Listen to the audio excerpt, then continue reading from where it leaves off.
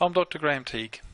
This is a brief video to demonstrate two very simple techniques that you can use now to see if you have spinal imbalances. Now it's these imbalances that cause your pain, whether you have low back pain, sciatica, neck or even upper back pain.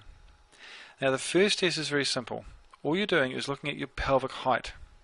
So all you do is look in a mirror and note if one side of your pelvis is higher than the other.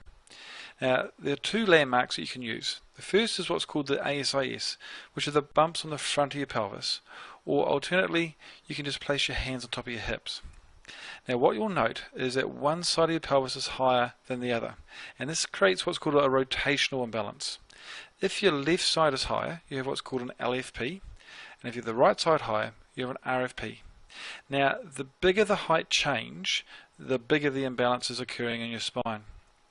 And also you can look at the side view of your posture, and this is what detects what's called a tilt type imbalance, where you can have a sway back where the curve in your low back is a lot greater, or you may have a flattened spine. Now it's the pelvis which is the foundation of your spine, and it's the imbalances that are centered around here that can create pain throughout your spine, causing both muscle as well as joint tension. Now, a second test that you can use, which also confirms these imbalances, is what's called a straight leg raise.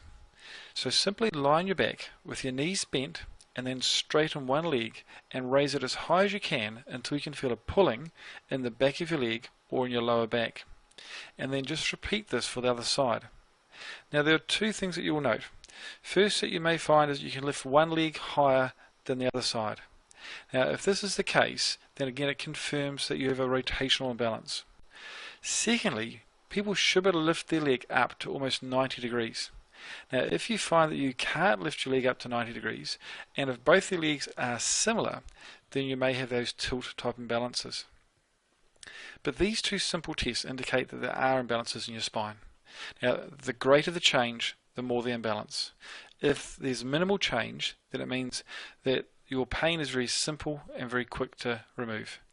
If the imbalances are greater, then pain is still very simple to remove, but it will take a small amount of time to return your spine to balance. But these two tests can be used to detect your imbalances now, but you also can use them to monitor your imbalances.